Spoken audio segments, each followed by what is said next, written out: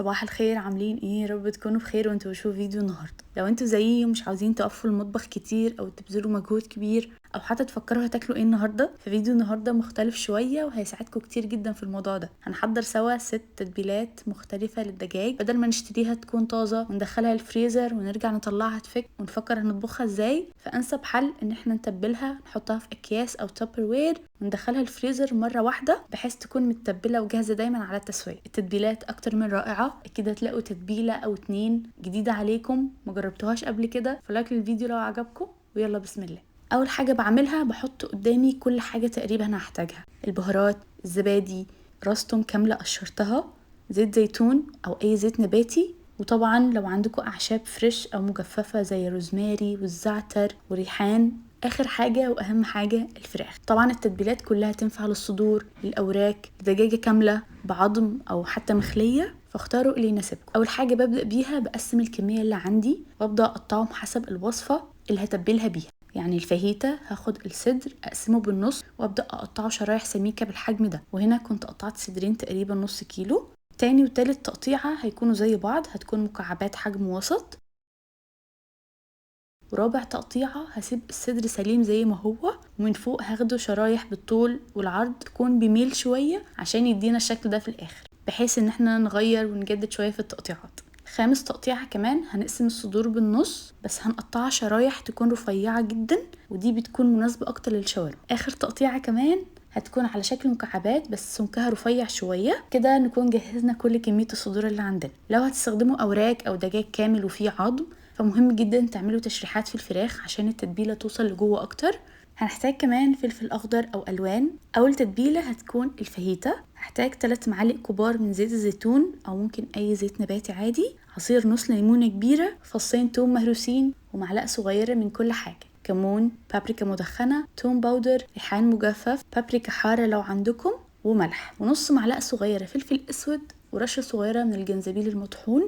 زودت شويه كمان زيت زيتون. هنزل الفراخ، هنقلبهم سوا كويس الاول، التتبيله تتوزع بشكل كويس، وبعدين هضيف الخضار. قطعت بصل وفلفل اخضر واصفر شرايح تكون سميكه عشان ما تتهريش واحنا بنسوي الفاهيتا على النار، وبجد دي احلى تتبيله فاهيتا ممكن تجربوها. اخر حاجه لو هتدخلهم الفريزر فقسموهم على اكياس تفريز او في علب تابروير، واكتبوا عليهم نوع التتبيله، التاريخ بتاعها، عشان تكونوا عارفين. ومن الحاجات المهمه قوي واللي بتسهل عليكم كتير في التخزين لو هتفرزوا في اكياس زي ان انتوا تضغطوا على محتويات الكيس بالطريقه دي، تطلعوا كل الهواء، وفي نفس الوقت تساووا السطح عشان ياخد مساحه اقل ومنظمه اكتر في الفريزر. وده ينطبق على اي حاجه هتفرزوها: صلصه الطماطم، الثوم، فواكه، اللحوم، اي حاجه.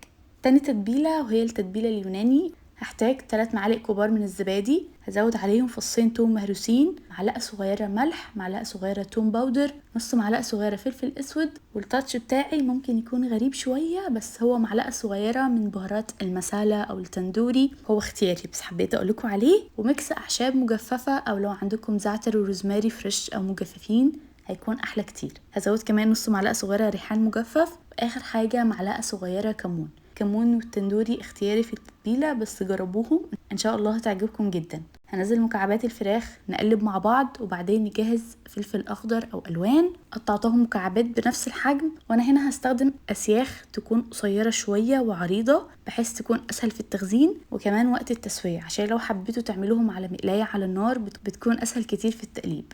وبرده هعبيهم في اكياس جنب بعض، وبكده يكونوا جاهزين على التسويه على طول. تالت تتبيلة وهي المستردة والعسل، ودي مفضلة بالنسبة لي جدا، بعملها من وانا في المدرسة. هحتاج زيت زيتون، هزود عليه معلقتين كبار من العسل الابيض، كمان فص توم مهروس، ومعلقة كبيرة مستردة، رشة صغيرة من الملح، ورشة صغيرة فلفل اسود، تقريبا ربع معلقة صغيرة من كل حاجة فيهم. اخر حاجة معلقة صغيرة مليانة من الزعتر البري او الروزماري او حتى ممكن ريحان. والتتبيلة دي بجد خطيرة، لازم تجربوها. وانا بقطع الصدور كنت مقررة ان الشكل ده هيليق جدا على التتبيلة دي، وبجد طعمها كان مبهر جدا ليا في كل مرة بعملها فيها، فما تستغربوش من وجود العسل، بجد بيعمل طعم وتوازن رهيب. قلبتهم سوا كويس، دخلت التتبيلة في كل المربعات، ومتنسوش تنزلوا كل كمية التتبيلة في الاكياس، متسيبوش ولا فتفوتة. رابع تتبيلة هتكون بالبرتقال والجنزبيل، هحتاج 3 معالق كبار زيت زيتون، نص كوباية عصير برتقال، معلقة كبيرة جنزبيل شرايح او مبشور، نص معلقة صغيرة من الملح، ربع معلقة صغيرة فلفل اسود، وربع معلقة صغيرة من الكركم، واخر حاجة فص ثوم مهروس. وعلميا الكركم والفلفل الاسود مهمين جدا مع بعض، في اي وصفة فيها كركم ضروري تحطوا فلفل اسود. هقلب التتبيله سوا وهزود بس رشه صغيره جنزبيل مطحون وبس كده. هنزل قطع الفراخ اللي انا قطعتها مربعات بس كانت رفيعه شويه، تقليبه سريعه وننزل كل حاجه في الكيس. نطلع الهواء، نتاكد ان احنا قفلناه كويس جدا عشان ما يحصلش اي تسريب وبس كده. خامس تتبيله وهي الدجاج تكه. هحتاج معلقتين كبار من الزبادي، فصين توم مهروسين، فلفل احمر حار او بابريكا حاره، معلقه صغيره من الجرام مسالا، ونص معلقه صغيره ملح، وكمان نعصر ليمون كتير جدا على قد ما تقدروا. اخر حاجه لو حابين تحطوا لون طعام احمر، هو قلب معايا على بينك شويه بس هرجع ازود تاني. نزلت الفراخ، قلبت كل حاجه كويس مع بعض، ورجعت زودت لون احمر عشان اوصل للون شبه المطاعم وبس كده. هعبيهم في الكيس وما ننساش نحط باقي التتبيله. اخر وصفة معانا ودي احلى تتبيلة عند الكل وفي العالم كله، وهي الشاورما. هحتاج نص كوباية عصير برتقال، زيت زيتون او اي زيت نباتي، معلقة كبيرة مليانة من الزبادي، وبعدين البهارات معلقة صغيرة بابريكا، ملح، توم باودر، بصل باودر، نص معلقة صغيرة فلفل اسود، نص معلقة صغيرة جنزبيل، وطبعا هنحتاج مستردة. ممكن تستخدموا المستردة الصفراء او الديجون ماسترد، ده بيكون لونه اصفر باهت مش اصفر فاتح زي اللي احنا متعودين عليه، لكن تقدروا تستخدموا اي واحد فيهم عادي، مفيش اي فرق خالص. هحتاج منه معلقة صغيرة من اي نوع فيهم. اخر حاجة هزود فصين توم مهروسين مع جنزبيل بس نسيته للاسف مع انه كان موجود. هقلب التتبيله كويس قوي لحد ما الزبادي تفك خالص، وبعدين هنزل الشاورما اللي احنا قطعناها رفيع جدا. تقليبه سريعه وننزل كل حاجه في كيس الفريزر.